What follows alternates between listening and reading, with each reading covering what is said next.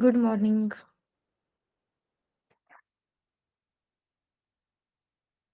Yes, कैसे हो सब? सब बढ़िया, अच्छा। बस चल रहा है। Anyone like that? Good. Okay. Yes, what about others?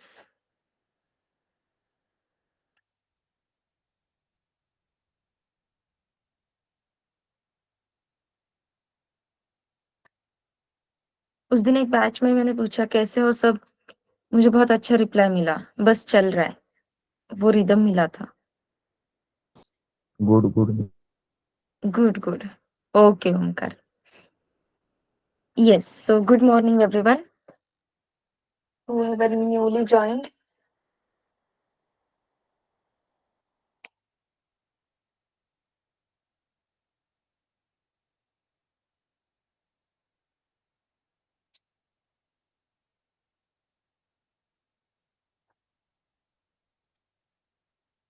क्यों भाई, मॉर्निंग गुड नहीं है क्या?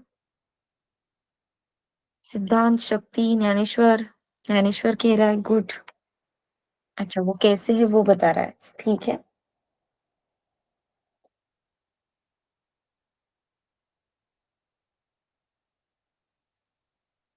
Good morning.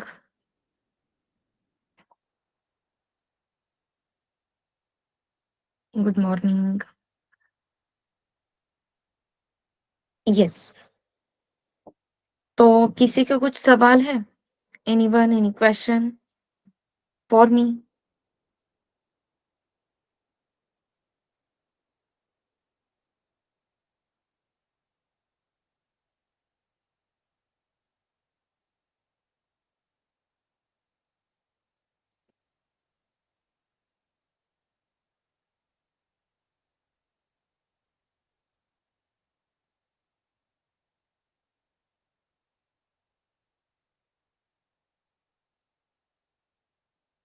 Okay.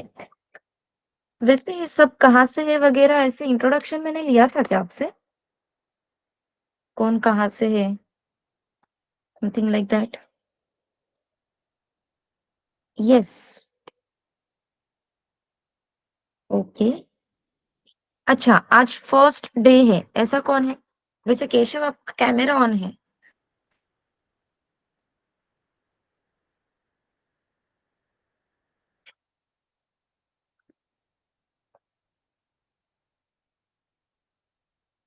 Is there anyone कि आज फर्स्ट डे है? ओके ज्ञानेश्वर।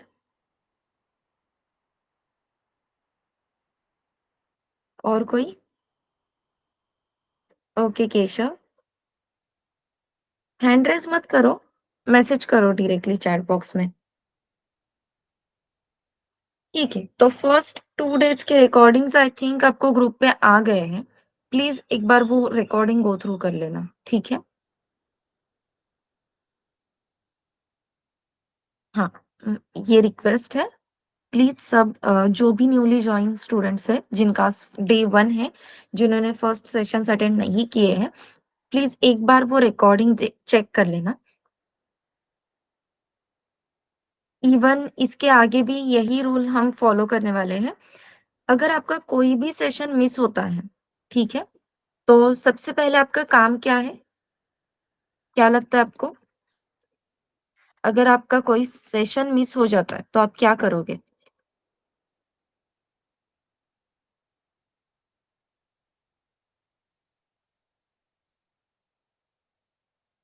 उठो, आप उठ जाए इसलिए मैं क्वेश्चन कर रही हूँ।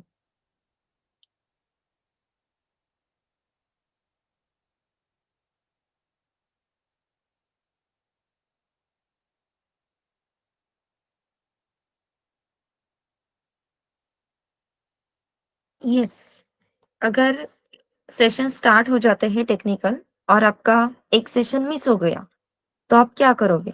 दूसरे दिन डायरेक्टली सेशन को आको आके बैठोगे या जो सेशन आपका मिस हुआ था, पहले वो रिवाइज़ करोगे?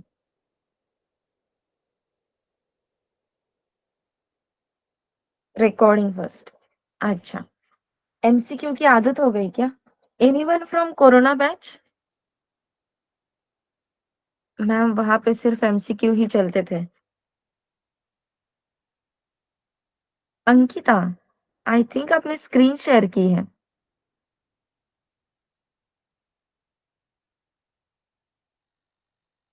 बीच में ऑप्शन है स्टॉप प्रेजेंटिंग का, ऊपर जाओ, स्क्रॉल अप करो, हाँ, बीच में स्टॉप शेयरिंग, हाँ, यस।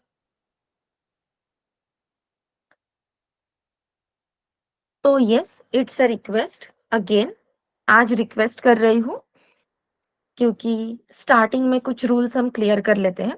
अगर आपका फर्स्ट कोई भी सेशन मिस हो जाता है, तो प्लीज पहले वो रिकॉर्डिंग देखना है, उसके बाद ही नेक्स्ट सेशन को आना है। ऐसा क्यों कह रही हूँ, इसके पीछे रीजन है। कभी भी ऐसे नहीं होगा कि लास्ट सेशन का और आज के सेशन का एक दूसरे के साथ कुछ रिलेशन ही नहीं है। तो ये हमेशा ध्यान में रखना, ठीक है? वैसे मेरी स्क्रीन विजिबल है क्या? Is my screen visible?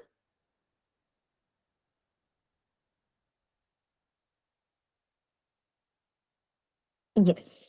Okay, thank you. Yes. तो इफ यू रिमेम्बर, हमने लास्ट लेक्चर में टाइमलाइन ऑफ सी देखा था, करेक्ट? हम कौन से सीक्वेंस से जाने वाले हैं, कैसे जाने वाले हैं, वन बाय वन स्टेप्स, और बहुत स्क्रैच से पढ़ने वाले हैं। ऐसे नहीं होगा कि मैम ये तो हमें पहले से आता है, फिर आप क्यों पढ़ा रहे हो?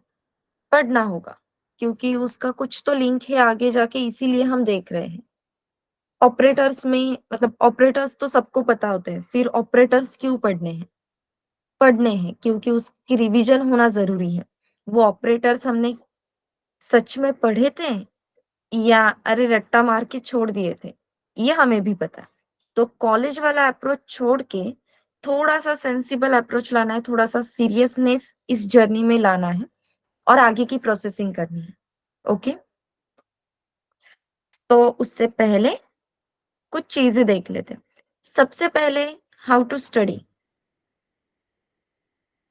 प्रोग्रामिंग बताओ। Is there anyone? ऐसा किसी को क्वेश्चन है? ये चीज़ें मत बताओ मैम, हमें ये सब पता है। आप कोडिंग बताओ। तो कोडिंग भी जल्दी ही बताऊँगी, don't worry.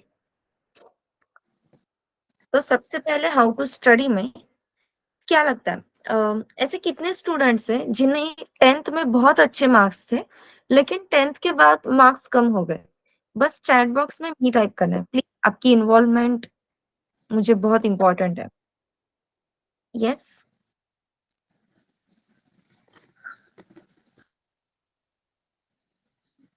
Ankita, please mute yourself. हाँ ma'am.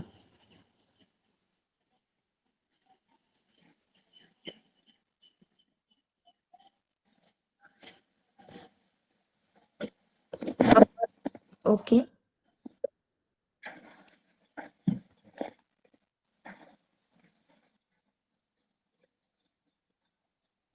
Yes. Anyone else? 10th में मार्क्स अच्छे थे, लेकिन उसके बाद मार्क्स कम हो गए, ऐसा कोई है? मैंने स्क्रीन शेयर नहीं करी, टाइप कर लगा.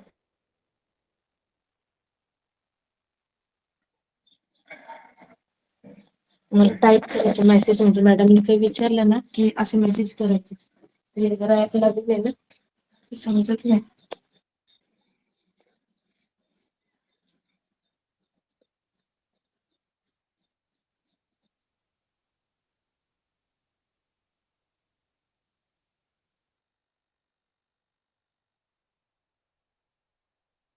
यस। रीज़न क्या है, क्या लगता है आपको? जब 10th तक हम कोई भी पढ़ाई करते हैं, किसी भी क्लास में जाते हैं, आपने एक बात नोटिस की होगी, वहाँ पे हमें कोई भी टॉपिक 5 टाइम्स लिखो, 10 टाइम्स लिखो, ऐसे बताया जाता था, राइट? इवन आपने टीचर्स जो भी रहते थे, वो टीचर्स 15 दिन पहले, 1 महीना पहले ही सारा पोर्शन कवर कर लेते थे और उसके बाद कंटिन्यूअसली रिवीजन लेते थे, राइट? तो जब भी हम 5 टाइम्स लिखते हैं, 10 टाइम्स लिखते हैं, तो वो बार-बार लिखना या बार-बार उसी टॉपिक पे ब्रेनस्टॉर्मिंग करना, उसी टॉपिक को याद करना, that is nothing but revision. So basically हम क्या कर रहे थे? कंटीन्यूअसली रिविज़न कर रहे थे अपने उसी टॉपिक की। सेम टॉपिक जो हमने पहले से पढ़ा है, उसी टॉपिक को बार-बार रिवाइज़ कर रहे थे। तो रिविज़न इज़ द की। ये समझ में आ रहा है? और 10th के बाद हमने वो रिवीजन वगैरह छोड़ ही दिया। बहुत सारे स्टूडेंट्स हैं जिन्होंने 12th तक किया, लेकिन जब जैसे ही हम कॉलेज में गए, मैम रिवीजन की क्या बात कर रहे हो? हमने तो लेक्चर ही नहीं किए। एग्ज़ाम्स भी हमने 1 दिन पहले पढ़ के किए हैं, राइट? ऐसा ही है सिनेरियो। हाँ, मैंने भी कॉलेज में वही किया है।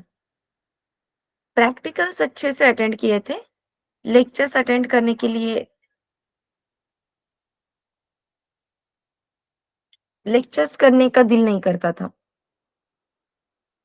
ऐसे कह सकते हो, ठीक है? तो ये सबने किया है, ये सबको पता है। लेकिन इन सब के चक्कर में रिवीजन ये जो अपनी की टू सक्सेस वो मिस हो गई। तो हर रोज़ जो सेशन हो रहा है उसकी आपको रिवीजन करनी है, ठीक है? तो रिवीजन कैसे करोगे? बाहुबली मूवी कितने लोगों ने देखा है? बाहुबली मूवी देखा है? सबने देखा होगा 1, 2 टोटल मिला के कितने घंटों का मूवी है?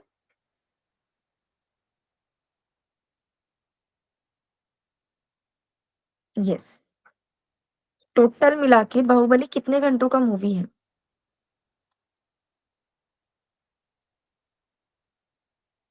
6 आवर्स, राइट? 5.5 या 6 घंटे का मूवी है, वो दोनों पार्ट्स मिला के। देखा है या नहीं सबने? रिप्लाई दो भई। Yes, okay. अगर आपको कहा जाता है मैंने मतलब वो दोनों पार्ट्स मैंने नहीं देखे, तो बाहुबली के, तो आप मुझे पिक्चर की स्टोरी कितने टाइम में बता सकते हो? कितना टाइम लगेगा आपको बाहुबली की स्टोरी बताने के लिए?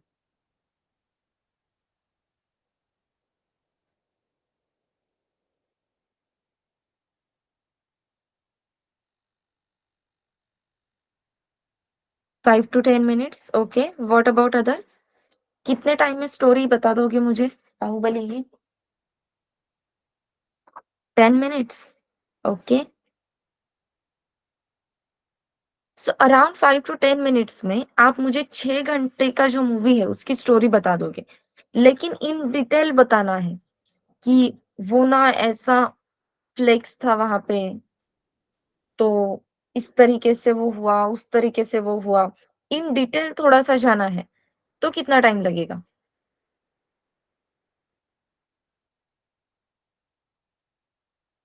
20 minutes, 30 to 45 minutes, around 30 minutes. Perfect. वैसे ही अगर अपना हर रोज़ 1 डेढ़ घंटे का मीटिंग होता है या 1 डेढ़ घंटे का अपना लेक्चर होता है, इसे रिवाइज़ करने के लिए आपको कितना टाइम लगेगा?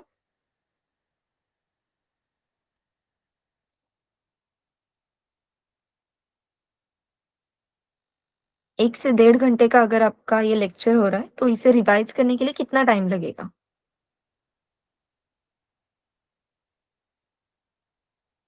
आँख बंद कर दी और 2 मिनट में रिवीजन हो गई, हो सकता है? Nice. 15 to 20 minutes, okay. 10 to 15 minutes, around 15 minutes, तो यस। तो ये जो अपना 1 डेढ़ घंटे का मूवी नहीं, 1 डेढ़ घंटे का लेक्चर होने वाला है, तो इसे रिवाइज़ करने के लिए हमें अराउंड लगने वाले हैं 15 मिनट्स। यस, जैसे आपने कहा अगर समझ में आ गया है तो 2 मिनट में हो जाएगा।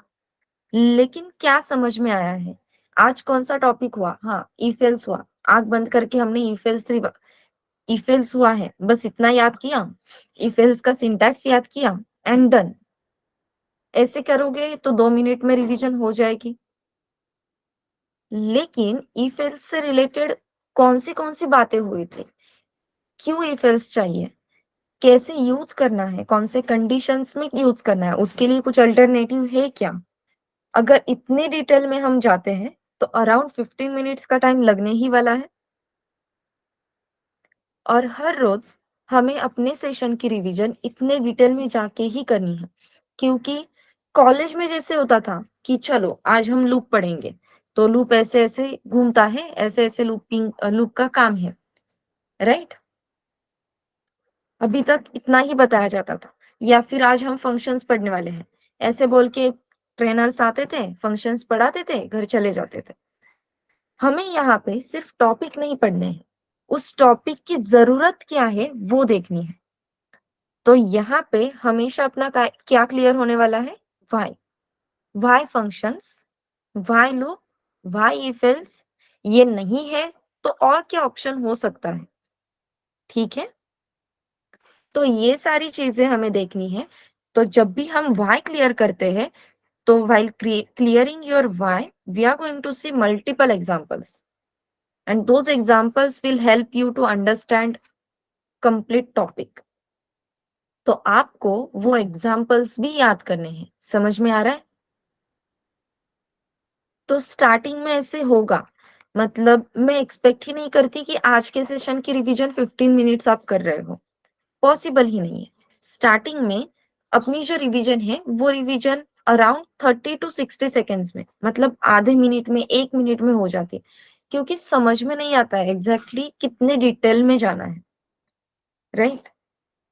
जैसे धीरे-धीरे अपने टॉपिक्स इंक्रीज होते जाएँगे, या हम कह सकते हैं टॉपिक्स की डेंसिटी इंक्रीज हो जाती है, वैसे-वैसे आपका ये जो टाइम है रिवीजन का, वो 15 मिनट्स तक आ जाएगा, अराउंड 15 मिनट्स लग जाएँगे। अब कितने डिटेल में जाना है? मैंने कुछ तो पानसट मराठीत म्हणतात. अगर कुछ तो जोक कर दिया, तो वो जोक भी याद रखना है क्या?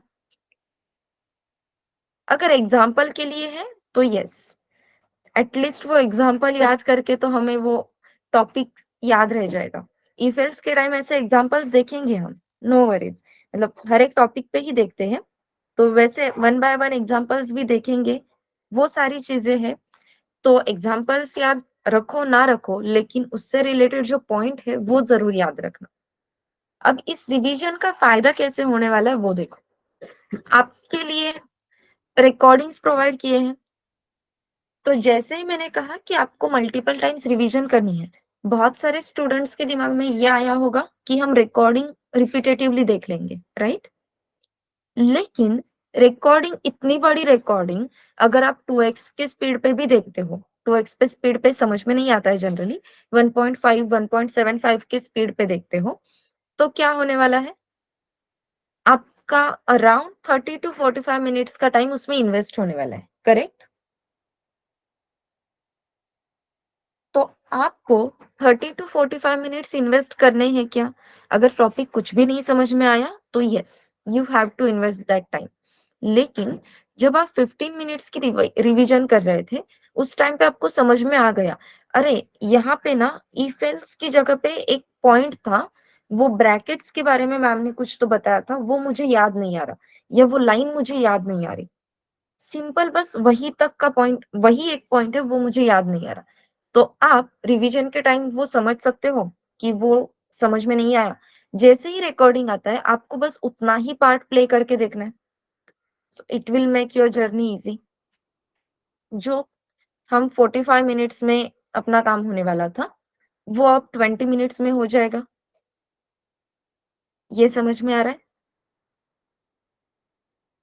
तो आपको पूरा रिकॉर्डिंग भी देखने की ज़रूरत नहीं, प्रॉपरली रिवीजन करो।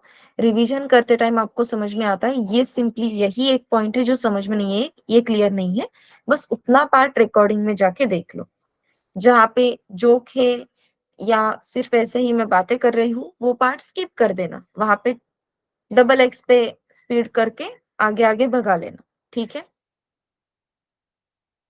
रिवीजन का पार्ट क्लियर है एवरीवन?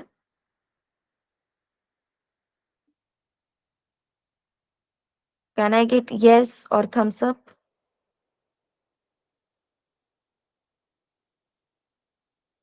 येस।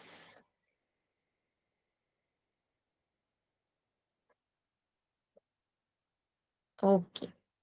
तो ये था अपना first point, how to study. Second point था टाइमलाइन, जो हमने ऑलरेडी देखी है। आई होप सबको याद है, राइट? इस टाइमलाइन में, ओके, टाइमलाइन तो मैं फिर से रिवाइज कर दूंगी, लेकिन मुझे आपसे एक इनपुट चाहिए। वो ऐसा है कि मुझे बस इतना बताओ, कॉलेज के टाइम पे जब भी आपने कोडिंग की, तो सबसे डिफिकल्ट टॉपिक कौन सा लगा आपको? एवरीवन प्लीज, ऐसा कौन सा टॉपिक था जो आपको लगा बहुत ही डिफिकल्ट है या कुछ समझ में ही नहीं आया? Pointer, okay Nikita.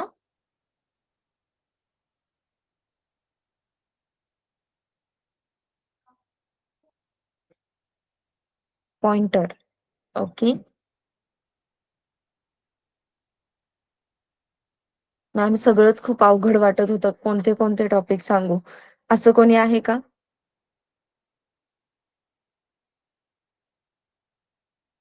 कोई है ऐसा? सभी डिफिकल्ट था।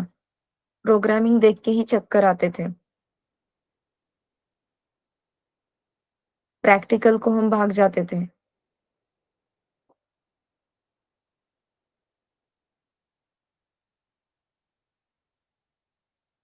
ओके, ठीक है। जिन्होंने कभी प्रैक्टिकल किया ही नहीं, जिन्होंने कभी प्रोग्रामिंग किया ही नहीं है, वो छोड़ के बाकी सब स्टूडेंट्स, ये सबका आंसर पॉइंटर ही है। एरे, स्ट्रक्चर, क्लास, ऐसे किसी के आंसर्स हैं?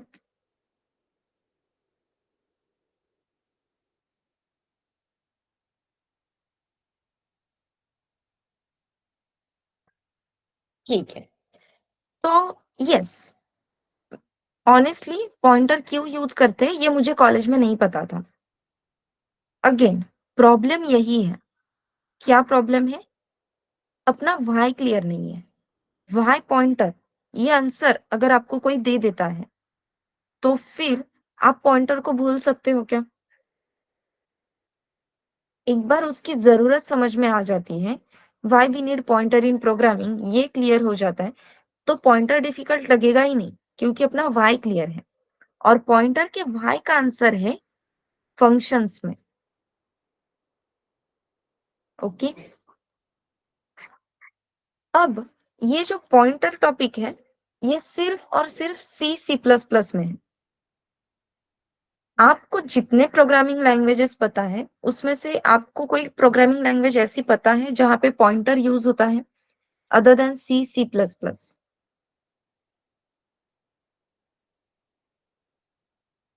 वैसे आपको कौन सी प्रोग्रामिंग लैंग्वेजेस पता है? एक बार मैसेज में ड्रॉप करो। इतनी प्रोग्रामिंग लैंग्वेजेस पता है आपको?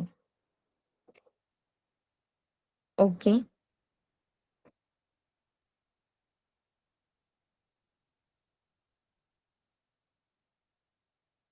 जावा, ओके साक्षी। हाँ, रैंडम, आप अपना अपने नेम्स देते जाओ, सब लोग कंट्रीब्यूट करेंगे। C C plus plus Java, okay Nikita. अच्छा, एचटीएमएल प्रोग्रामिंग लैंग्वेज नहीं है, ठीक है Rani. Python, okay. Python, C, C++, Java. Again, data structure is a part of programming. It is not a programming language. C, C++, Python. Okay. JavaScript. Okay. Dot net वगैरह किसने किया है? Dot net, react, C sharp. C sharp किया है, okay. Java, Python, R programming, nice. ठीक है। तो इतने सारे जो प्रोग्रामिंग लैंग्वेजेस बताए, हर एक प्रोग्रामिंग लैंग्वेज में या किसी भी प्रोग्रामिंग लैंग्वेज में, इवन अपना कोर्स है जावा फुल स्टैक, तो जावा फुल स्टैक कोर्स में या जावा प्रोग्रामिंग लैंग्वेज में आपने कभी पॉइंटर देखे हैं?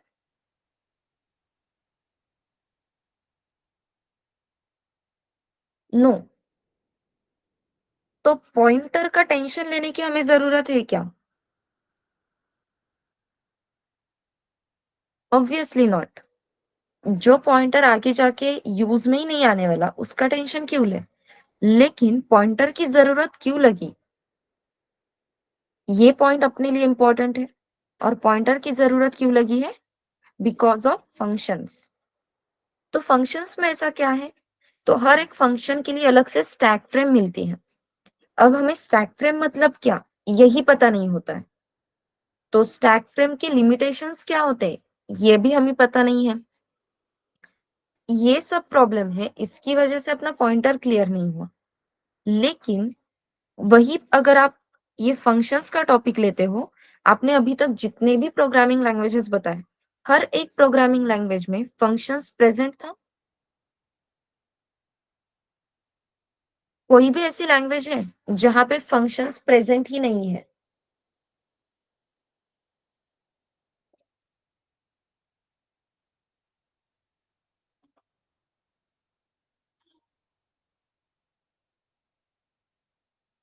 नो, तो नहीं। ऐसी कोई भी प्रोग्रामिंग लैंग्वेज नहीं है जहाँ पे हम फंक्शंस यूज़ नहीं करते। तो इतना इम्पोर्टेंस फंक्शंस का है। लेकिन कॉलेज में हमें ये फंक्शंस भी प्रॉपर्ली क्लियर नहीं हुए हैं, राइट? ये फंक्शंस भी अपना कॉलेज में प्रॉपर्ली हुआ ही नहीं है। क्यों यूज़ करते वही पता नहीं है। कैसे यूज़ करने वो भी पता नहीं है। तो इन सब में फंक्शंस अगर हमें लिखने हैं तो फंक्शंस लिखने के लिए सबसे पहले क्या पता होना ज़रूरी है? एल्गोरिदम। भाई फंक्शंस में एग्ज़ैक्टली लिखा क्या जाता है, वो पता होना ज़रूरी है। फिर कैसे लिखा जाता है, वो पता करने के लिए हमें ज़रूरत क्या है? सिंटैक्स की ज़रूरत है।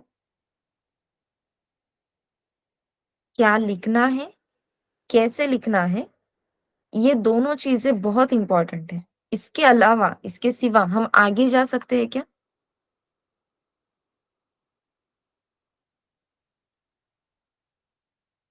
तो नहीं। अब यहाँ पे हमने देखा कि फर्स्ट पार्ट हमने फंक्शंस के लिए क्या लिखा है? एल्गोरिदम।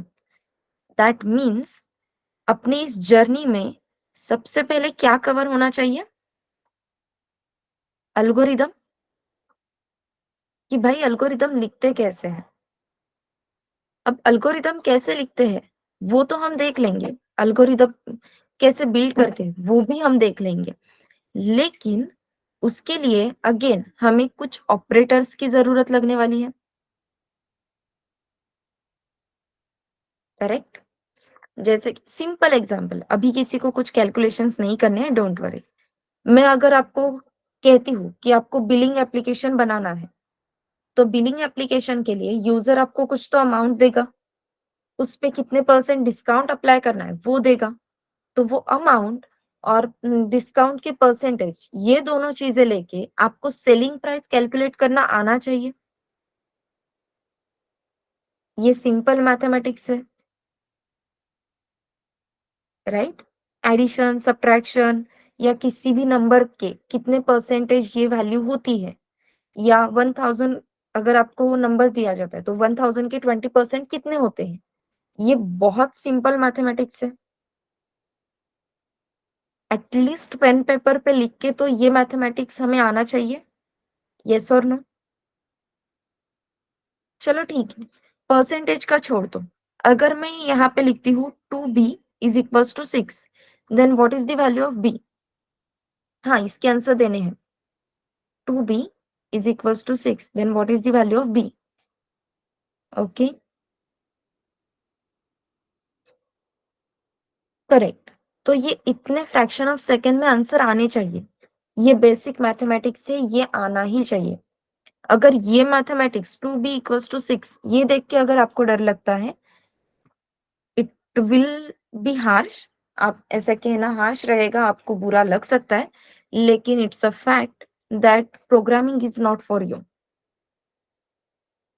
समझ में आ रहा है? ये बेसिक मैथमेटिक्स है। ये इतना बेसिक मैथमेटिक्स हमें प्रोग्रामिंग के लिए लगने ही वाला है। अगर इतने बेसिक मैथमेटिक्स में आपको प्रॉब्लम आ रही है, then programming is not made for you. ठीक है, ओके। और अल्गोरिदम्स जो हमने बिल्ड किए हैं, उसे इम्प्लीमेंट करने के लिए हमें ऑपरेटर्स की जरूरत है। जब भी आपको किसी डिसीजंस को लेना है उन एल्गोरिदम्स के बेस, जैसे कि आपको चेक करना है एलिजिबिलिटी क्राइटेरिया, हमेशा हम बहुत सारे एप्लीकेशन में देखते हैं, राइट? बर्थ डेट पूछते हैं, फिर वो अपने आप ही कैलकुलेट कर लेते हैं कि जो भी बंदा है, जो भी यूजर है, वो 18 प्लस है या नहीं, और उसके बाद हमें वो एप्लीकेशन यूज कर सकते हैं या नहीं, वो भी पता चल सकता है। तो जहाँ पे डिसीजन मेकिंग आता है, तो वहां पे हम डिसीजन मेकिंग स्टेटमेंट्स में देखने वाले हैं if else। After that we are going to cover loop, क्योंकि बहुत सारे रिपीटेटिव टास्क हमें परफॉर्म करने हैं। अब अल्गोरिदम्स यहाँ पे बिल्ड किए, उसके बेसिस पे अल्गोरिदम्स को इम्प्लीमेंट करने के लिए हमें जरूरत है ऑपरेटर्स, if else और लूप। और ये तीनों मिला के ये ब्लॉक ऑफ पजल्स है। इन तीनों ब्लॉक ऑफ पजल्स को मिला के हम फंक्शंस में इंप्लीमेंट करने वाले हैं, और function will be the complete block of code. Okay, तो ऐसे नहीं होने वाला कि मैंने सिर्फ फंक्शन ना लिख दिया, उस फंक्शन में ऑपरेटर्स रहने वाले हैं, इफ एल्स रहने वाला है, लूप रहने वाले हैं, ये सारी चीजें उस फंक्शंस में आने वाली हैं। आफ्टर फंक्शंस हमें समझ में आते हैं कि फंक्शंस के कुछ लिमिटेशंस भी है, जिसकी वजह से हम कहीं बहुत सारी जगह पे अटक सकते हैं। और उसके बाद हम देखने वाले हैं अपनी most important concept is pointer. College में हमने जो पॉइंटर पढ़ा, वो पॉइंटर पढ़ा है एरे टॉपिक कंप्लीट होने के बाद, कि पहले एरे कंप्लीट कर लिया, एरे के बाद हमें पॉइंटर बता दिया। इसकी वजह से हमें पॉइंटर कभी क्लियर हुआ ही नहीं। लेकिन फंक्शन की वजह से पॉइंटर पिक्चर में आता है। पॉइंटर पिक्चर में आने के बाद समथिंग लाइक पॉइंटर अरिथमेटिक, ये कंसेप्ट हमें समझ में आती है। ठीक है, कि भाई पॉइंटर है, इसकी वजह से पॉइंटर अरिथमेटिक ऐसा कुछ एग्जिस्ट करता है, और पॉइंटर अरिथमेटिक की वजह से हम एक्चुअल में एरे इंप्लीमेंट कर सकते हैं, इसकी वजह से एरे। ठीक है, आफ्टर दैट हम कुछ डायनामिक मेमोरी एलोकेशंस के टॉपिक देखेंगे, मैलॉक, कैलॉक, रीअलॉक।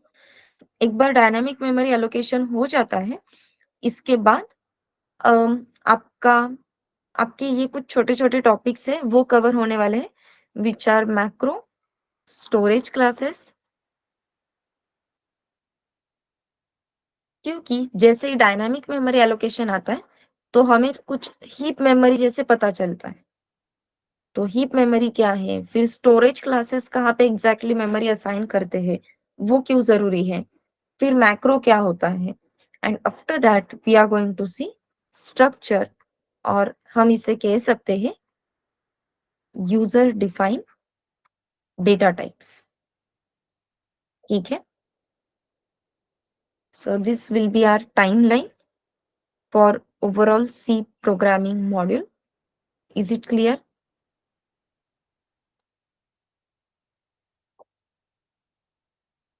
तो ये इस तरीके से कुछ टॉपिक कवर होने वाले हैं।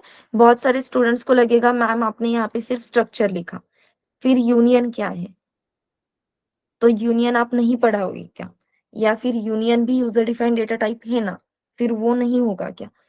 तो वो होगा आपके लैब सेशंस में, वो आपसे कवर करवा के लिया जाएगा। ठीक है, क्योंकि वो 2 मिनट का पॉइंट है, उसके लिए हम लेक्चर का टाइम इन्वेस्ट नहीं करने वाले।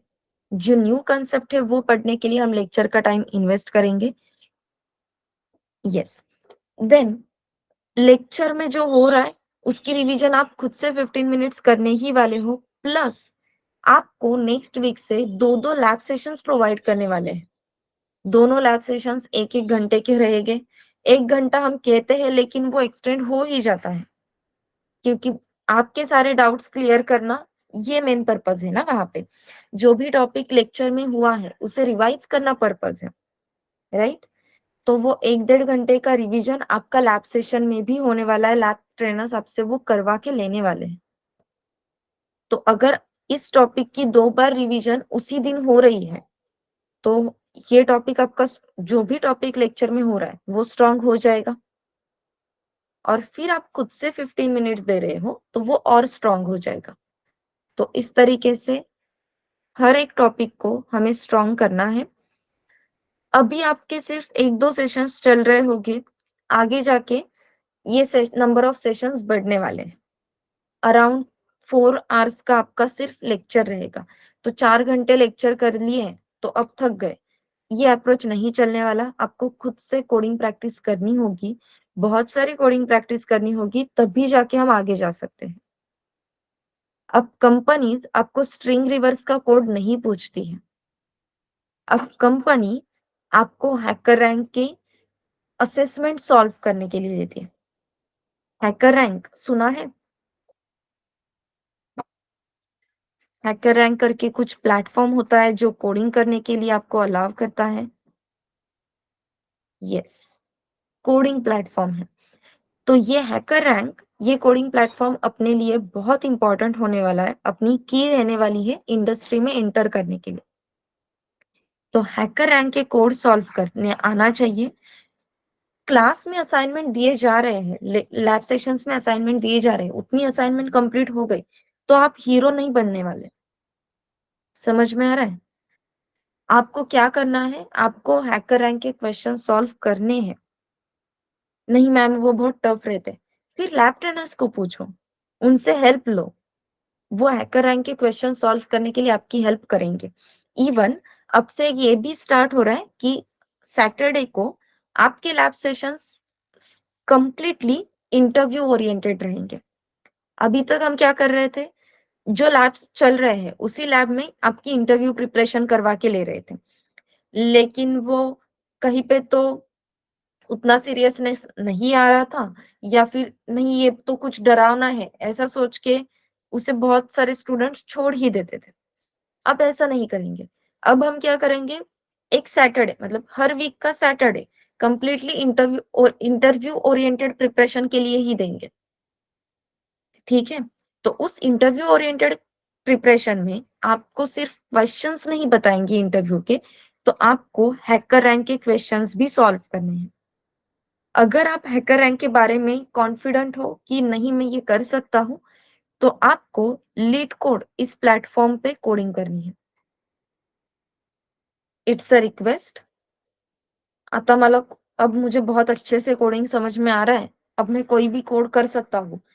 ऐसा जो कॉन्फिडेंस लेके लीड कोड पे मत जाना, ठीक है? वो लीड कोड आपको ऐसे थपाक से नीचे बिठा देगा, तुझे कुछ नहीं आता बोल के। डरा नहीं रही हूँ, फैक्ट्स बता रही हूँ। तो पहले असाइनमेंट कंप्लीट करो, असाइनमेंट्स प्रॉपरली आते हैं, फिर हैकर रैंक पे जाओ। हैकर रैंक पे आपका हाथ बैठ जाता है कि हाँ, अब मैं हैकर रैंक के क्वेश्चंस अच्छे से कम टाइम में सॉल्व कर सकती हूँ, कर सकता हूँ। जैसे ही हैकर रैंक के क्वेश्चंस के साथ आप कंफर्टेबल हो जाते हो, after that only go for leet code. ठीक है?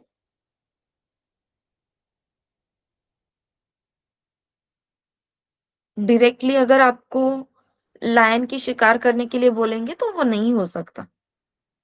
छोटे-छोटे चीज़ों से हमें स्टार्ट करना होगा। तो पहले assignment, then HackerRank, then LeetCode. Journey clear है एवरीवन? और इंडस्ट्री को यही लगता है, इंडस्ट्री को यही चाहिए।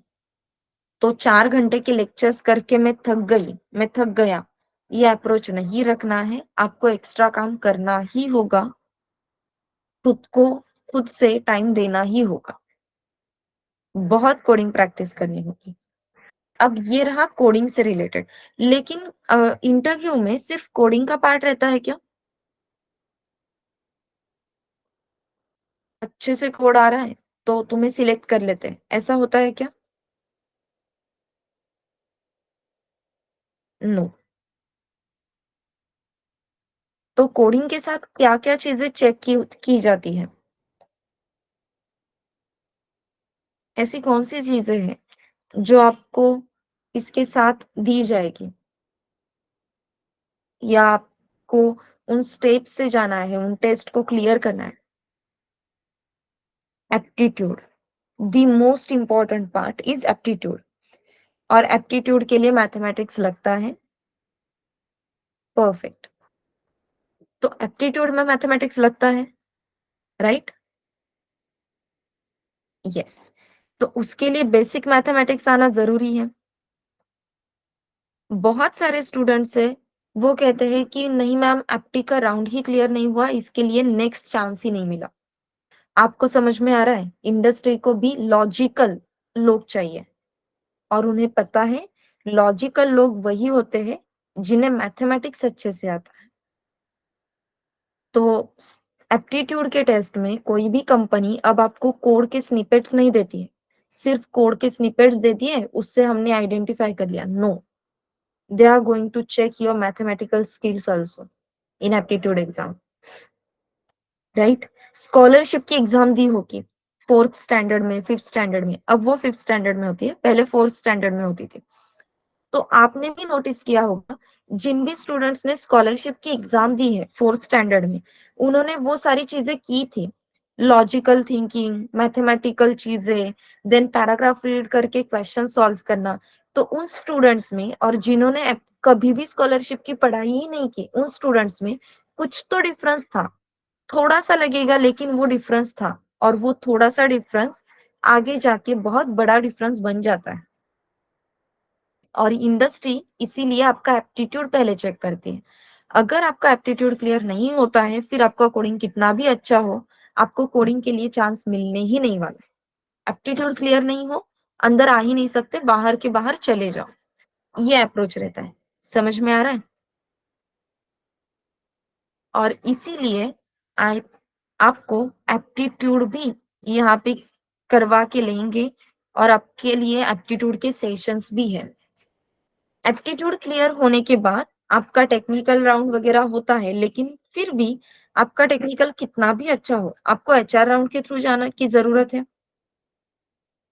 अब एचआर राउंड में आपको कुछ टेक्निकल क्वेश्चंस किए जाते हैं क्या?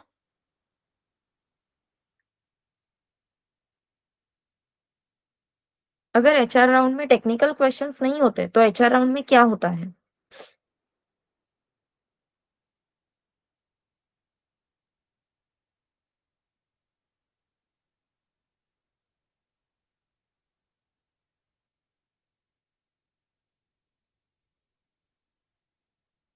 ओके। एचआर राउंड में चेक क्या किया जाता है?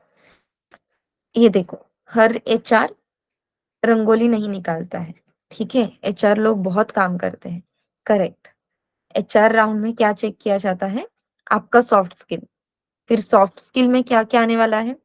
आप कैसे बात करते हो, करेक्ट, कम्युनिकेशन स्किल्स, आपका कॉन्फिडेंस कैसा है, आपका किसी भी चीज को देखने का अप्रोच कैसा है, आप कोई भी चीज पॉजिटिवली लेते हो या सिंपल सी चीज में निगेटिव होके शांत बैठ जाते हो, प्रॉब्लम सॉल्विंग स्किल्स कैसी है आपकी, ये भी आपको एचआर राउंड में चेक किया जाता है। किसी भी सिचुएशन को आप कैसे फेस करते हो, ठीक है? तो एचआर राउंड के लिए सबसे इंपॉर्टेंट रहने वाला है आपका soft skills. And I think आपको पता है कि इस कोर्स में आपको सॉफ्ट स्किल्स भी प्रोवाइड किया जा रहा है, राइट?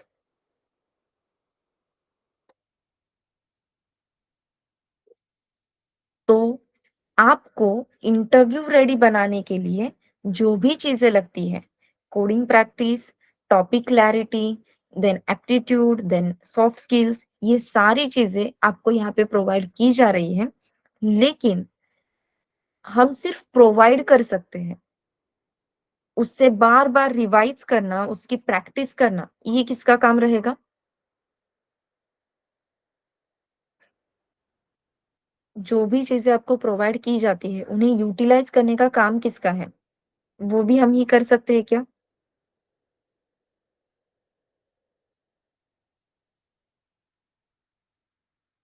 इतने सारे रिसोर्सेस का यूटिलाइजेशन आपके लिए हम कर सकते हैं क्या? नहीं। करेक्ट, वो आपको ही करना होगा, वो आपका काम है, राइट? तो जो भी रिसोर्सेस आपको यहाँ पे अवेलेबल हो रहे हैं, उसे यूटिलाइज करो, उसका यूज करो प्रॉपरली, ठीक है? और वो रिवीजन करके बार बार रिवाइज करके खुद को इंटरव्यू रेडी बनाओ।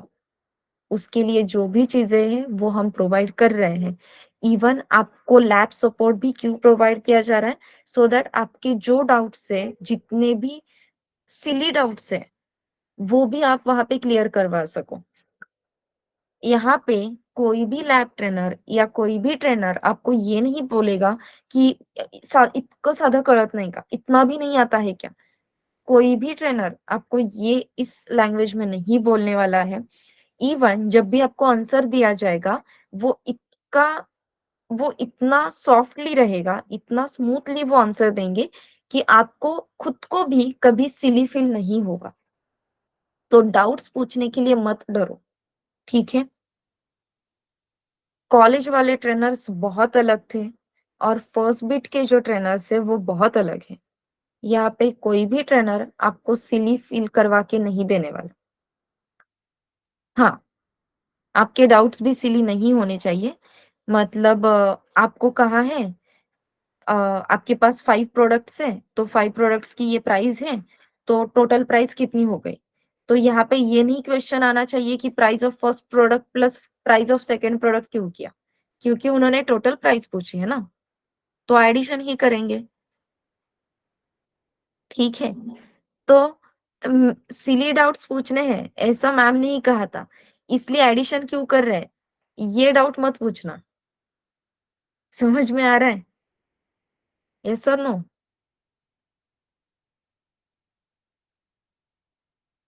ठीक है, यस, थैंक यू। तो यस, लेकिन बाकी सारे सिली डाउट्स की नहीं सर ये समझ में ही नहीं आ रहा या नहीं मैम ये समझ में ही नहीं आ रहा, फिर से एक बार रिवाइज़ कर लो, आपको रिवाइज़ करवा के देंगे। लेकिन हाँ, ये आपका भी काम है कि अगर फिर भी समझ में नहीं आ रहा, दोनों लैब सेशंस में रिवाइज़ करने के बाद, तो शायद हमें फिर से एक बार सेशन का रिकॉर्डिंग देखने की ज़रूरत है। तो 1-2 बार एक्सप्लेन करने के बाद समझ में नहीं आता है, तब प्लीज़ एक बार वो रिकॉर्डिंग के थ्रू भी जाया करो, ठीक है? और रिकॉर्डिंग देख के वो क्लियर करवा लो। तो अपने सेशंस में डाउट्स क्लियर नहीं होंगे क्या? मतलब प्रोग्रामिंग से रिलेटेड आपको कुछ डाउट है, तो वो मैं क्लियर नहीं करूँगी क्या? ऐसा नहीं है। अगर आपको प्रोग्रामिंग से रिलेटेड कुछ डाउट है, आपको वो लैब सेशंस में डाउट आ गए या उस टाइम पे आप क्वेश्चन सॉल्व कर रहे हो, तो जो भी डाउट है वो आपके लैब सेशंस में कवर हो जाएँगे। ऐसा कोई भी लैब ट्रेनर नहीं है जो आपके डाउट सॉल्व नहीं कर सकता। अब लैब सेशन का टाइम नहीं है या लैब सेशन के लिए बहुत टाइम है और तब तक हम रुक नहीं सकते। मुझे डाउट तो है, मुझे क्वेश्चन तो करना है। तो फिर आप कहाँ पे क्वेश्चन कर सकते हो? जो भी आपका डाउट है, जो भी आपका एरर है, सिंपली वो आप अपने ग्रुप पे डाल सकते हो। टेलीग्राम ग्रुप या आपका व्हाट्सएप ग्रुप, जो भी ग्रुप आपका क्रिएट होता है, वहाँ पे आप अपने डाउट का, आपके एरर का स्क्रीनशॉट लो, टाइप करके वहाँ पे शेयर करो। आपके ग्रुप में बहुत सारे ट्रेनर्स हैं, कोई ना कोई तो आपके उस क्वेश्चन का आंसर दे ही देगा, ठीक है? तो अपने ग्रुप्स को इस तरीके से यूज़ करना है। फिर वहाँ पे मैं हूँ तो मैं भी वहाँ पे आंसर दे दूँगी। बाकी कोई ट्रेनर्स है तो वो भी आपको आंसर दे देंगे। ऐसी कोई भी ज़रूरत नहीं कि आप दूसरे दिन के लैब सेशन तक रुको और तभी डाउट पूछ लो। या आप दोपहर को प्रैक्टिस कर रहे हो, लैब शाम को है तो दोपहर से शाम तक रुकने की ज़रूरत है क्या? नहीं। ग्रुप पे मैसेज ड्रॉप करो, आपको रिप्लाई मिल जाएगा। ठीक है? अब यहाँ पे भी हम डाउट सॉल्व कर सकते हैं अगर आपको कोई डाउट है तो, लेकिन we will prefer first solving the या फर्स्ट हम कंसेप्ट क्लियर करने के लिए जाएँगे और एंड में आपके जो भी डाउट्स हैं वो सॉल्व करेंगे। रीज़न क्या है? यहाँ पे बहुत सारे स्टूडेंट्स रहेंगे, तो किसी 1 या 2 स्टूडेंट्स के डाउट्स के लिए हम पहला स्टार्टिंग का जो टाइम है, वो इन्वेस्ट नहीं करेंगे। इन्वेस्ट कहाँ पे करेंगे? न्यू टॉपिक स्टार्ट करने में और फिर एंड में बाकी जिन्हें रुकना है अपने डाउट सॉल्विंग के सेशंस देखने के लिए वो रुक सकता है। जिन्हें कॉलेज जाने के लिए या काम पे जाने के लिए जल्दी है, वो जा सकता है। इसलिए वो एंड में रखेंगे, ठीक है? यस। अब मैंने जैसे आपको कहा था कि सबसे इम्पोर्टेंट अपने लिए जो टॉपिक है वो है फंक्शंस, राइट? तो मैं आज ही फंक्शन स्टार्ट कर रही हूँ क्या? नहीं। आज मैं जो आपको दे रही हूँ, वो क्या है? वो है फंक्शन प्रोसेस। Okay everyone? आज हम क्या देखने वाले हैं? Function process. तो फंक्शन प्रोसेस मतलब क्या होता है? अ, वैसे इज़ देयर एनीवन जिसे मराठी समझ में नहीं आती? कोई है? बस चैट बॉक्स में मी करके मैसेज कर सकते हो प्लीज़? M E me.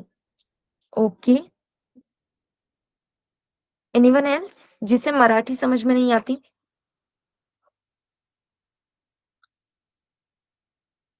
ओके, ठीक है। अ, कोई भी घर में पूजा है या कि भगवान का कुछ करना है, तो हमें एक स्टेप्स बताए जाते हैं कि इसी फॉर्मेट में ये करना है, राइट?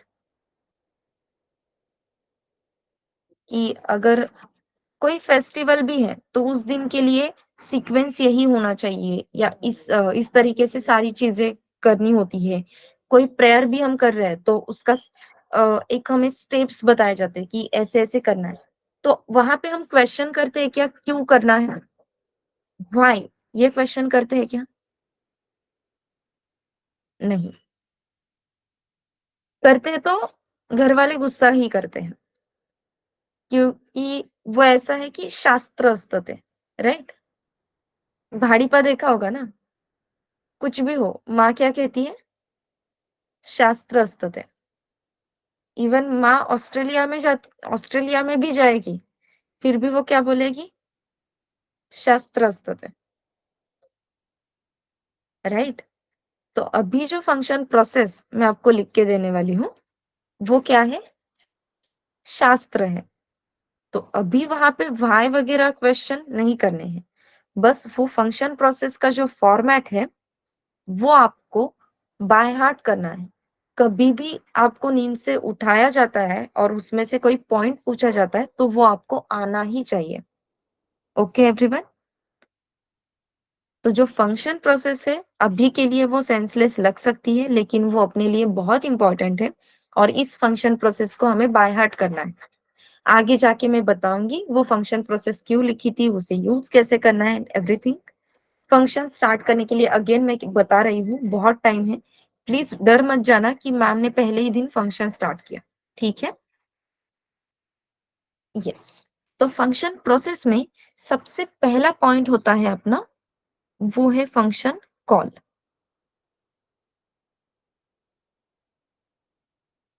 ओके? फंक्शन कॉल को ही कहा जाता है इन्वोक। अब फंक्शन कॉल में क्या-क्या होने वाला है, कौन-सी चीज़ें होने वाली हैं, वो देखते हैं। तो फंक्शन कॉल में रहेगा सबसे पहले आपका फंक्शन नेम,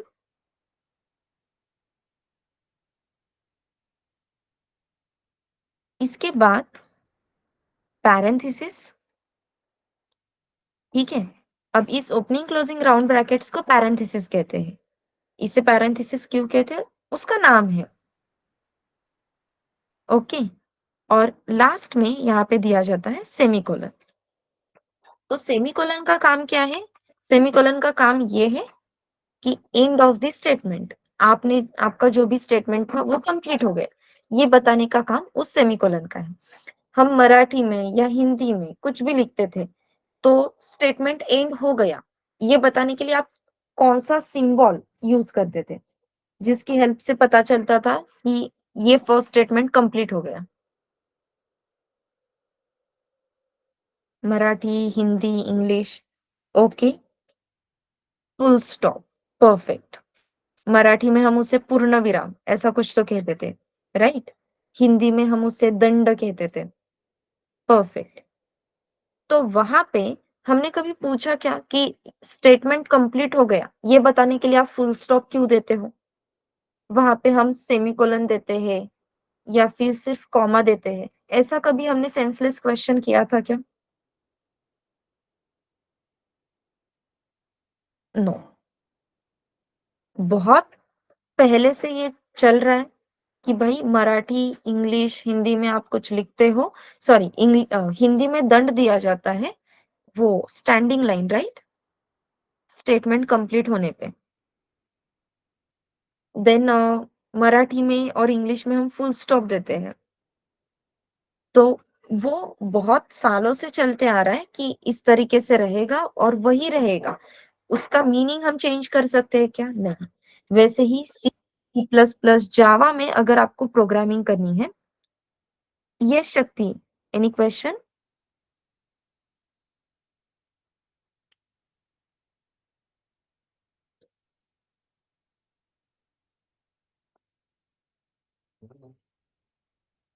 ओके शक्ति, नो प्रॉब्लम। तो वैसे ही सी, सी प्लस प्लस, जावा में अगर आपको प्रोग्रामिंग करनी है, तो वहां पे एंड ऑफ द स्टेटमेंट ये बताने के लिए कौन प्रेजेंट है? सेमीकोलन। तो आप सेमीकोलन को कॉमा से रिप्लेस कर सकते हो क्या? नहीं। फुल स्टॉप, स्टैंडिंग लाइन, इन किससे आप रिप्लेस कर सकते हो क्या? नो। सिंटैक्स से फॉलो करना होगा। एंड ऑफ द स्टेटमेंट तभी पता चलेगा जब आप यहाँ पे सेमीकोलन देते हो। ठीक है? फिर यहाँ पे आ गया फंक्शन नेम, इन ब्रैकेट्स यहाँ पे रहेगा पैरामीटर लिस्ट। तो हमेशा पैरामीटर लिस्ट रहेगा क्या? Not necessary. So parameter list if any, अगर है तो रहेगा, नहीं है तो नहीं रहेगा। लेकिन अगर आपकी पैरामीटर लिस्ट है, तो वहां पे आपके उस पैरामीटर लिस्ट में कंपलसरी सिर्फ आपको, आप लोग क्या दे सकते हो? वैल्यू और वेरिएबल्स। ठीक है? अगर पैरामीटर लिस्ट है, तो हम पैरामीटर लिस्ट में या तो वैल्यू लिख सकते हैं या फिर वेरिएबल। अब वैल्यू क्या है, वेरिएबल क्या है, हमें कुछ भी पता नहीं, नो प्रॉब्लम, आगे जाके देखेंगे। जैसे मैंने कहा, ये सिर्फ क्या है? शास्त्र, जिसे हमें फॉलो करना है, या ये प्रोसेस है जिसे हमें अभी के लिए फॉलो करना है। ठीक है? बस ये थोड़ा सा ठीक से लिख देती हूँ, बाकी कुछ नहीं।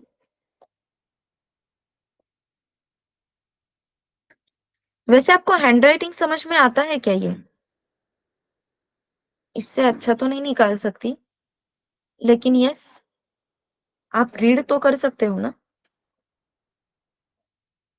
फिर ठीक है।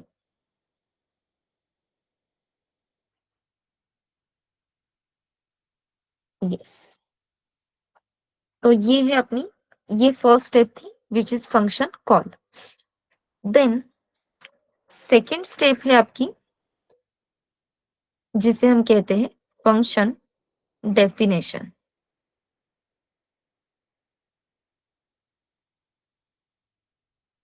इसे ही कहा जाता है function body. Okay? Function definition, function body. अब यहाँ पे क्या होने वाला है? तो जो फंक्शंस में हमने अल्गोरिदम की बात की थी, वो अल्गोरिदम इस फंक्शन डेफिनेशन में आने वाले हैं। ठीक है? फिर इसे लिखा कैसे जाता है, that is the part of syntax जो अभी हम देखने वाले हैं। तो फंक्शन डेफिनेशन में आने वाला है आपका function name, again opening closing round brackets, और फिर से same question, question is parameter list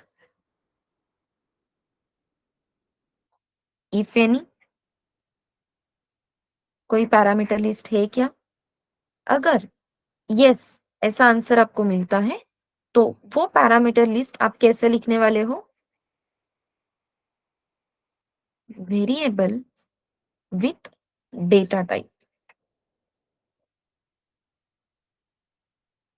okay? Parameter list अगर आपके पास है, तो आपको किस तरीके से लिखने हैं? Variable with data type. यहाँ पे एक पॉइंट बस ऐड कर देना, वेरिएबल विदाउट डेटा टाइप। ठीक है?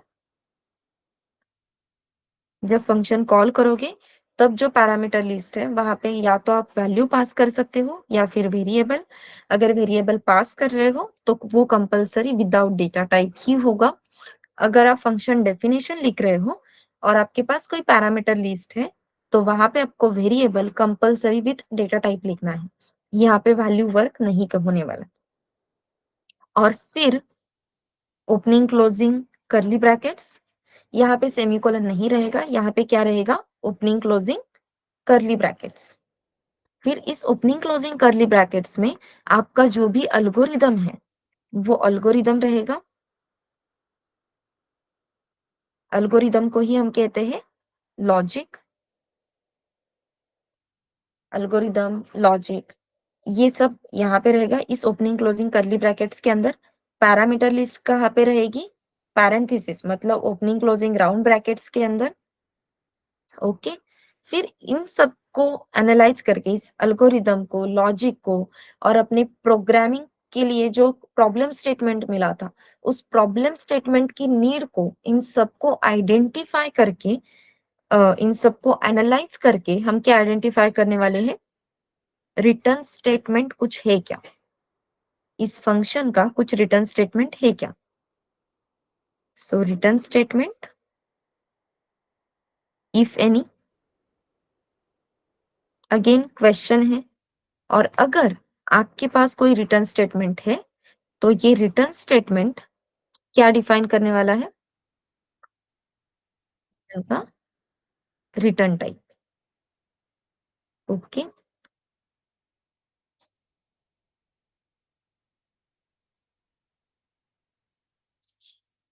तो इस रिटर्न स्टेटमेंट के ऊपर डिपेंड है रिटर्न टाइप। इसे मैं ब्लैक कलर में ही लिख देती हूँ, नहीं तो ये कुछ अलग लगेगा आपको।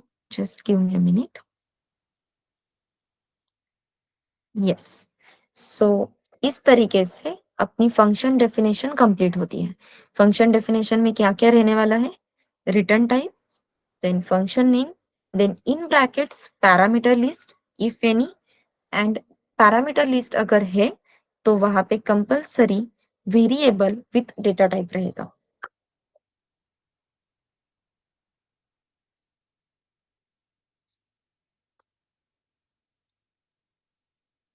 ये है आपकी function body which is step number 2। After that step 3, और स्टेप 3 क्या रहने वाली है, फंक्शन कॉल हो गया, फंक्शन डेफिनेशन हो गया, इसके बाद जो मोस्ट इंपॉर्टेंट चीज रहती है वो है function declaration.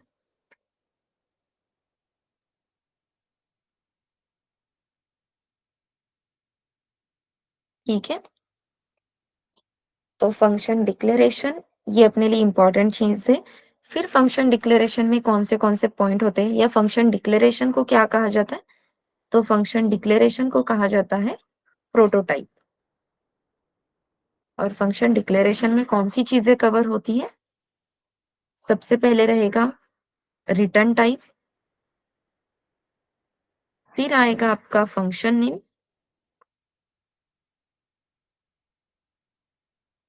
After that same question, parameter list if any. ठीक है, इसका आंसर अगर आपको यस मिलता है, yes there is a parameter list, तो हमें सिर्फ क्या लिखना है, ओनली डेटा टाइप। अब यहाँ पे ना वेरिएबल नेम आएगा ना वैल्यू आएगी, यहाँ पे सिर्फ क्या आएगा, सिर्फ और सिर्फ डेटा टाइप। और ये कंप्लीट होने के बाद again semicolon, and this is how our function process is completed. Okay, तो 3 स्टेप्स है, function call, function definition, function declaration. तीनों स्टेप्स क्लियर है एवरीवन?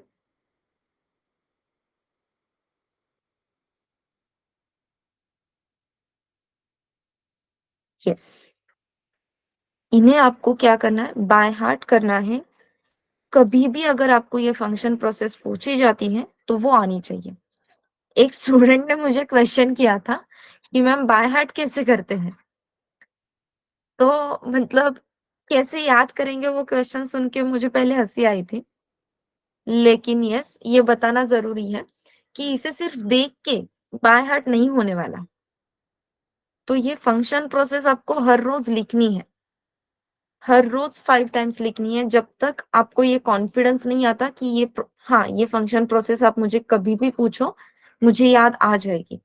जब तक ये कॉन्फिडेंस नहीं आता है, तब तक आपको ये फंक्शन प्रोसेस हर रोज 5 टाइम्स लिखनी ही है। समझ में आ रहा है? नहीं मैम, 5 टाइम्स बहुत ज़्यादा होता है, एटलीस्ट 2 टाइम्स तो लिख। क्योंकि ये फंक्शन प्रोसेस या ये फंक्शन जो हम लिख रहे हैं अभी, ये पानी में कभी भी नहीं जाने वाला। प्रोग्रामिंग स्टार्ट जैसे ही होती है, आपको फंक्शंस पे ही काम करना है। किसी भी इंडस्ट्री में जाओ, कितने भी बड़े पोज़ीशन पे जाओ या कितनी भी छोटी पोज़ीशन पे रहो। अभी जावा सीख रहे हैं मैम, कल जाके अगर डॉट नेट में जॉब मिल गई तो क्या करें?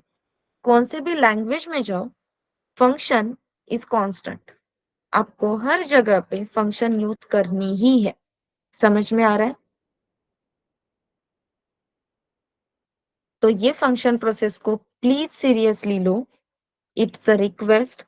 ये फंक्शन प्रोसेस आपने बाय हार्ट की है या नहीं, ये मुझे लेक्चर्स में क्वेश्चंस के टाइम समझ में आ जाता है। तो इसे लाइटली मत लो। इस फंक्शन प्रोसेस को हर रोज 5 टाइम्स लिखना है। बहुत ज़्यादा लगता है मैम, 2 टाइम्स तो लिखना ही है। कोई भी नहीं कहेगा नहीं मैम सिर्फ देख के मेरा हो जाएगा, मैं उतना ही कर लेता हूँ। No, it is not allowed. इसके पीछे साइंटिफिक रीज़न भी है, हम कह सकते हैं। आपने सुना है या नहीं पता नहीं, जब हम एक बार लिखते हैं, ठीक है?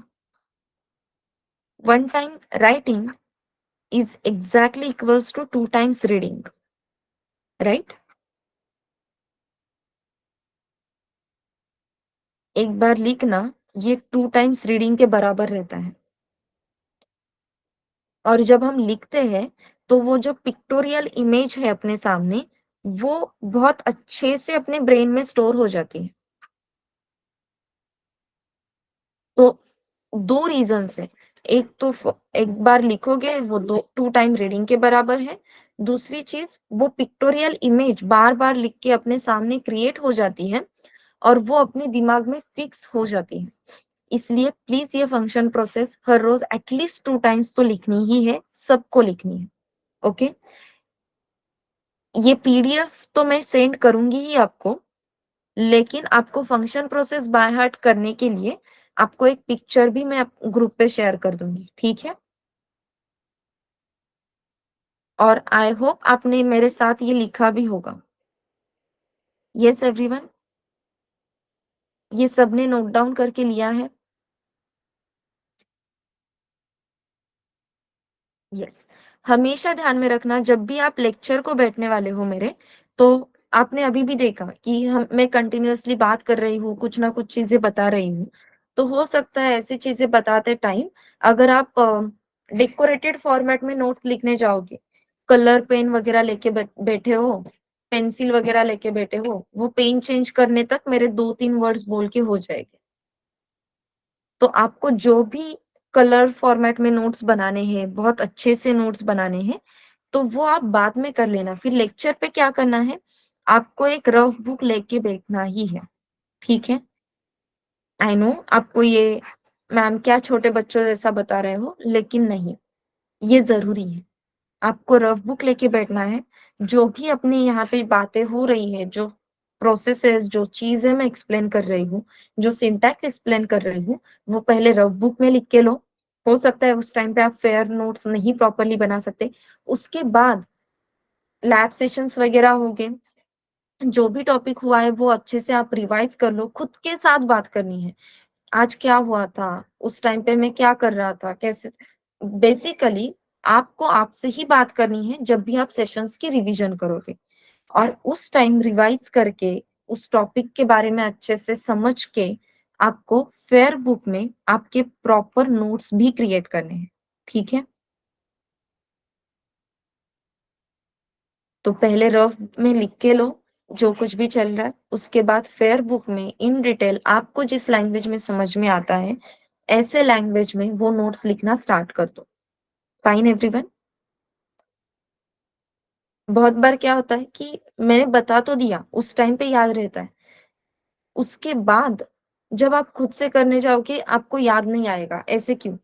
उससे अच्छा है जहाँ पे मैंने वो टॉपिक एक्सप्लेन किया, वहीं पे आप अपनी लैंग्वेज में मराठी में, हिंदी में, इंग्लिश में आपको जिस लैंग्वेज में आप कंफर्टेबल हो, उस लैंग्वेज में उसका एक्सप्लेनेशन लिख के रखो। नोट्स आपके लिए है ना, आपको वो किसी को देने नहीं है।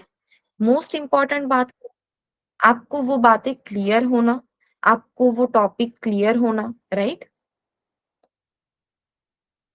तो वो टॉपिक क्लियर होना ज़रूरी है, इसलिए वो आपके लैंग्वेज में आपको जैसे समझ में आए वो प्रॉपर्ली एक्सप्लेन करके लिख के रखो।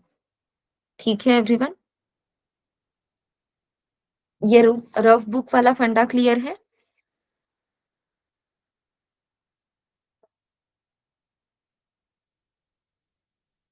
Just give me a minute students.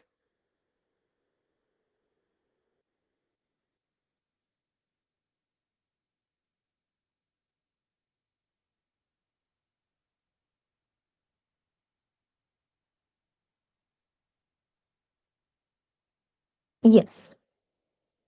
अब आप में से किसी को कोई डाउट है? Anyone, any doubt? Function process 5 times लिखनी है, ये क्लियर है सबको? यस।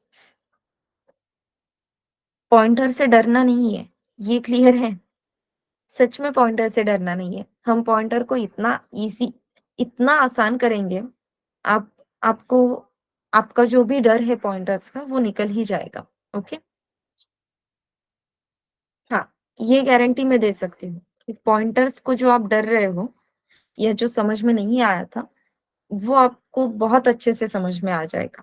और जो फंक्शंस अभी तक हम ब्लाइंडली लिख रहे थे, उन फंक्शन के पीछे रीज़न क्या है और कैसे हम फंक्शंस लिख सकते हैं, वो फंक्शंस की प्रोसेस के थ्रू बहुत आसान करके आपको एक्सप्लेन किया जाएगा। तो फंक्शंस में भी आप बहुत अच्छे से काम करोगे। यूज्ड टू हो जाओगे फंक्शंस के साथ। ओके? अब इसी के साथ आपको बस एक टास्क देना है। फंक्शन प्रोसेस हर रोज लिखनी है, वो तो एक बात है ही। इसी के साथ एक और काम करना है, वो है वेरिएबल डिक्लेरेशन के रूल्स। ठीक है? या आपको इसे एज़ अ वेरिएबल डिक्लेरेशन के रूल्स मत लो। आप यहाँ पे नोट डाउन करके रखो, रूल्स फॉर आइडेंटिफायर्स। ठीक है? कुछ भी सर्च करो, variable declaration rules in C या रूल्स फॉर डिक्लेयरिंग आइडेंटिफायर्स इन सी, कुछ भी सर्च करो, बस ये रूल्स लिख के रखो। वेरिएबल क्या है, आइडेंटिफायर्स क्या है, वो देखने के लिए टाइम है। लेकिन अपने पास अगर पजल्स के सारे ब्लॉक हैं, तभी हम उन्हें कनेक्ट कर सकते हैं, राइट? तो अभी जो हम देख रहे हैं वो एक पजल है। उसके छोटे-छोटे ब्लॉक्स हम रेडी कर रहे हैं। उन ब्लॉक्स को कनेक्ट करके फाइनली अपना पजल रेडी हो जाएगा। ठीक है एवरीवन? उसमें से फर्स्ट ब्लॉक अभी मैंने आपको दिया है, वो क्या है? Rules for declaring variables in C या variable declaration rules in C. और इसी के साथ आपको एक और चीज करनी है, वो है टोकन्स इन सी। फाइन। तो ये जो टोकन्स इन सी और वेरिएबल डिक्लेरेशन के रूल्स इन सी, ये दोनों पॉइंट्स के लिए आपको प्रॉपर थेरोटिकल जो भी मटेरियल मिलता है, जो भी नोट्स मिलते हैं, वो लिखने हैं। ये सिर्फ रीड करना है क्या? नहीं। ये आपको नोट डाउन करके, राइट डाउन करके लाना है। क्लियर है? जब तक आपको वेरिएबल डिक्लेरेशन के रूल्स क्लियर नहीं होते हैं, याद नहीं हो जाते, आपको हर रोज एटलीस्ट एक बार तो वेरिएबल डिक्लेरेशन के रूल्स पढ़ने हैं। क्योंकि जैसे ही कोडिंग स्टार्ट होगा, जैसे आपको वेरिएबल इंट्रोड्यूस होंगे, वैसे ही आपको वेरिएबल्स लिखना स्टार्ट करना है। तो जब आप या वेरिएबल यूज करना स्टार्ट करना है, तो उस टाइम पे नहीं वेरिएबल डिक्लेरेशन के रूल्स ही पता नहीं, इसकी वजह से वेरिएबल नेम गलत हो रहा है। तो ऐसे नहीं होना चाहिए, ठीक है? जब कोडिंग स्टार्ट करेंगे, तो ये ब्लॉक ऑफ कोड या block of puzzle properly connect होने चाहिए, इसलिए ये सब प्रिपरेशन चल रही है। तो ये दोनों पॉइंट्स क्लियर हैं? ये नोट डाउन करके लाओगे सब? Yes everyone?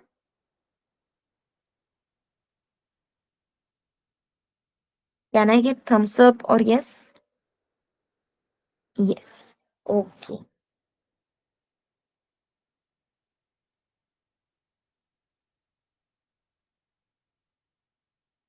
ओके एवरीवन, चलो फिर नेक्स्ट सेशन में तो मिलेंगे ही, लेकिन जाने से पहले anyone any doubt?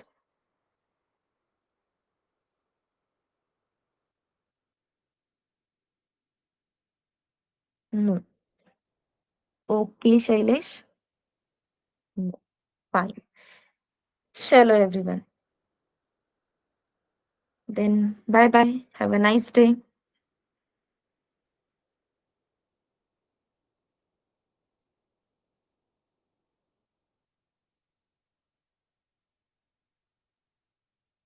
Bye bye. Have a nice day, everyone. Have a good day.